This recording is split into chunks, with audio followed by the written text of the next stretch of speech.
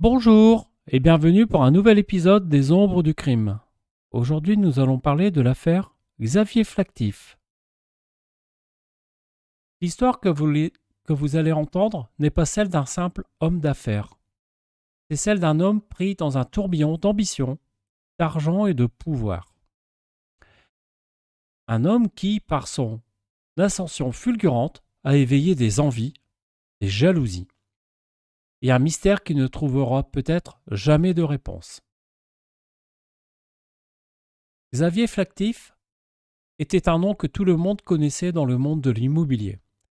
Un nom synonyme de réussite, un nom que l'on associait à l'élégance, au style, à l'excellence dans le domaine de la promotion immobilière. Mais tout ne se passait pas comme il le fallait. Sous la façade brillante du business immobilier se cachaient des secrets sombres. Des secrets que l'on cherche à enterrer, mais qui, comme des fantômes, refont surface. La fin de cette histoire, tragique et étonnante, nous montre à quel point la frontière entre le succès et la chute peut être mince. Chapitre 1. L'ascension de Xavier Flactif.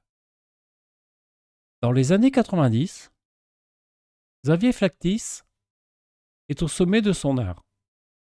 L'immobilier est un marché prospère et il est au cœur du système. Il possède plusieurs sociétés de promotion immobilière. Il est respecté, admiré. Les projets qu'il mène à bien sont impressionnants, bien pensés. Des complexes résidentiels, des immeubles de bureaux, des opérations commerciales dans les quartiers les plus prisés. Il joue avec les grandes banques, les institutions et les investisseurs. Il a l'air inarrêtable.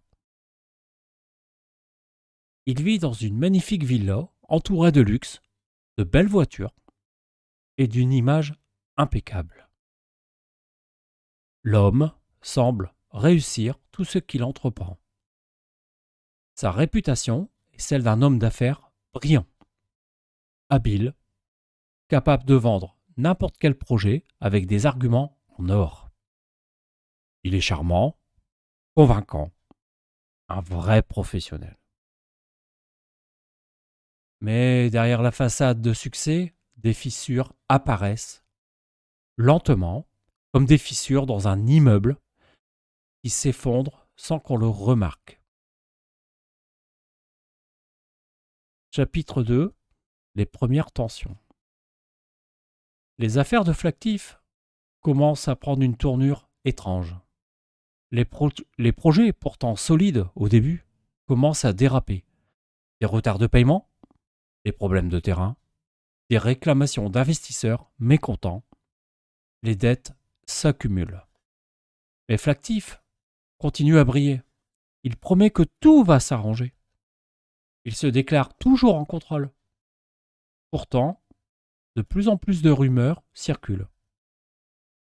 Des investisseurs qui se sentent floués, des contrats qui ne sont pas honorés, des promesses de rendement qui n'arrivent jamais. Les problèmes commencent à se multiplier. Un manque d'argent flagrant dans les comptes de ces sociétés. Des travaux qui stagnent, des demandes d'emprunt qui ne sont jamais remboursées. Flactif tente de maintenir l'image d'un homme sûr de lui, mais des signes de plus en plus évidents montrent qu'il est en train de perdre pied. La pression augmente et la vérité commence à se faire jour. Le promoteur immobilier le plus respecté de France est peut-être en train de jouer avec le feu. Une fraude bien plus grande que ce que l'on imaginait dissimuler sous des milliers de contrats et de promesses non tenues. Chapitre 3. La disparition mystérieuse de Xavier Flactif.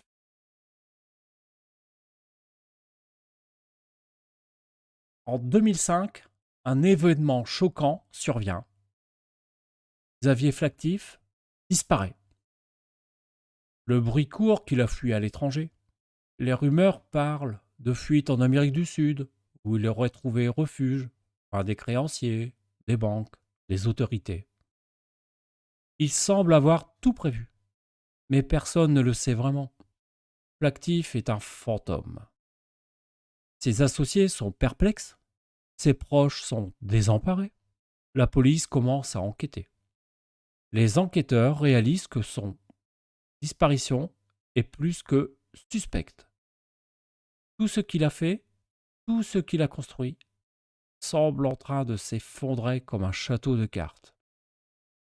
Des milliards d'euros ont disparu. Les projets sont laissés à l'abandon. Où est-il? Pourquoi s'est-il volatilisé sans laisser de traces? Là, l'enquête prend une tournure intrigante. L'actif n'a pas disparu dans la brume de l'inconnu. Ses comptes ont été minutieusement effacés. Les pistes mènent à des sociétés écrans, des faux contrats, des fonds détournés. Tout semble avoir été calculé. Une fuite bien organisée. Mais par qui? Et pourquoi? Les enquêteurs découvrent alors que les victimes de ces promesses non tenues sont bien plus nombreuses que l'on ne l'imaginait. La liste des créanciers et des investisseurs floués est impressionnante. Chapitre 4. Les mystères de l'enquête. Les autorités se plongent dans l'enquête, mais les réponses tardent à venir. L'actif a disparu, mais les intrigues qu'il a tissées, les failles dans ses sociétés, sont toujours présentes. L'enquête révèle un labyrinthe complexe de prêts bancaires, de fausses identités et de projets fictifs. Dans le même temps, des témoins font état de comportements bizarres de la part de Flactif avant sa disparition. Des voyages imprévus, des rencontres discrètes, des appels téléphoniques étranges. Certaines sources parlent même d'une grande pression venant de ses créanciers, de l'escalade des menaces. Était-il un homme pris au piège de ses propres mensonges ou un génie du crime qui savait comment échapper aux lois, aux contrats et même au regard des autorités? Les réponses viennent, mais elles ne sont jamais simples. Des indices sont trouvés dans des endroits inattendus, mais la question demeure. L'actif est-il encore en vie? Est-il caché quelque part, en train de regarder son empire s'effondrer? Chapitre 5. La conclusion tragique. Finalement, en 2010, la vérité éclate d'une manière tragique. Xavier Flactif est retrouvé, non pas à l'étranger, mais en France. Son corps est découvert dans une petite villa isolée, abandonnée de tous dans les montagnes. Il n'a pas fui, il a été victime d'un complot. Les dernières révélations suggèrent qu'il aurait été manipulé par des forces bien plus puissantes que lui. Mais qui? Pourquoi l'avoir tué après tout ce qu'il avait fait?